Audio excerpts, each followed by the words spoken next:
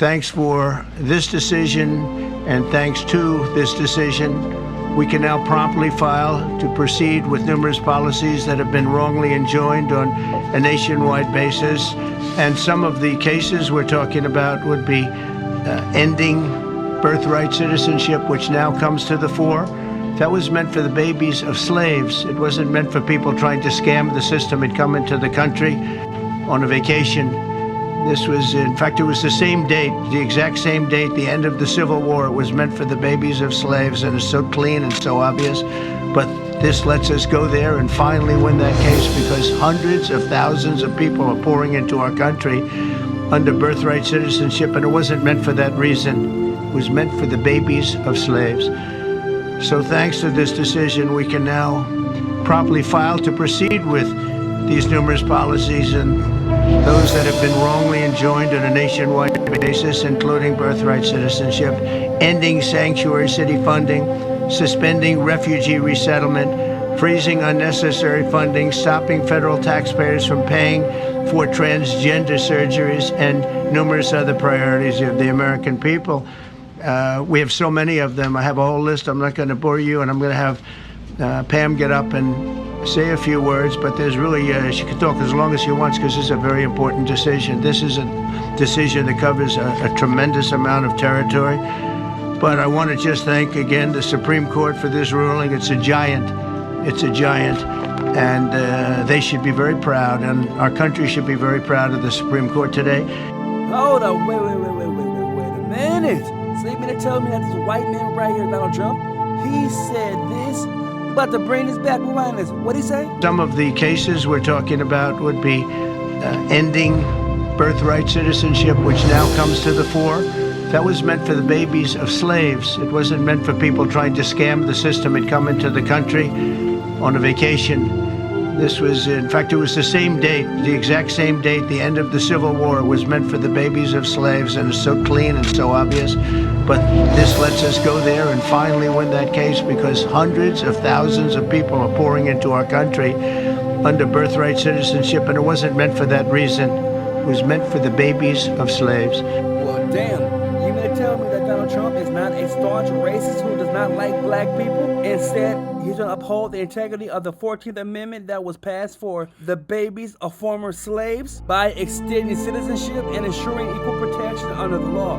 The 14th Amendment, it granted citizenship to all persons born or naturalized in the United States of America, including formerly enslaved people, and aimed to prevent states from infringing upon the rights of citizens. The 14th Amendment was not designed for illegal migrants who want to enter the USA, have a baby in the USA, with the hopes that that child will become a U.S. citizen someday. Nor was it designed for any Asian person who was coming to the USA on a tourist or a student visa, getting pregnant with the hopes of that child becoming a U.S. citizen someday. Donald Trump, he put an end to all them scams, and I applaud that. I am a proud black Donald J. Trump supporter, and I don't have no problem with saying that. It ain't no shame in my game, although I get a lot of backlash and criticism from people that are my similar shade, you know, the ones that support the party of pro-choice, but have a problem with other people that choose differently from them. You know, they like to think that I'm supporting a white racist supremacist, but they can't name me one policy that Trump has signed that was racist. Meanwhile, I can tell you what the party that you support has been behind. Just in case you forgot, your party was behind slavery, was behind the KKK, which was a terrorist group, was behind the Jim Crow laws, and also was behind the 94 crime bill that incarcerated mass numbers of African American men, okay? And that has suffered from that still to this day. I'm sure a lot of us know somebody that's a felon or have that on their record because of that bill alone, okay? So y'all can miss me with this BS. And you know that little fake black Indian woman that they had neck and neck in the polls saying that they were side by side when that was found to be untrue? She reportedly was locking up or holding, should I say, African American men longer than their sentences just to get cheap labor out of them. But y'all don't want to talk about that. Interesting. And then you want to say that I'm a part of the 8% that voted for Trump. Now I see why our president is trying to get rid of the Department of Education, because this liberal education ain't worth shit. The math ain't happening. Remember back in the days when it that determined which side would win? Why do you think they were flying all these illegal immigrants in? And they had Obama after pandering to us to vote, okay? Although when he was president, he didn't do absolutely nothing for us. And he was from Chicago, a city that's riddled with black-on-black violence, but did not visit Chicago reportedly one time during his entire 8-year presidency.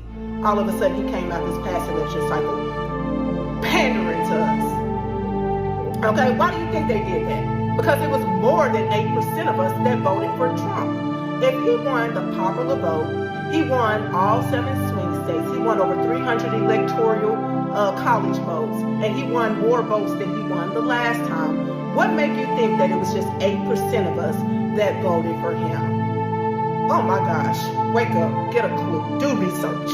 What you say, Lord?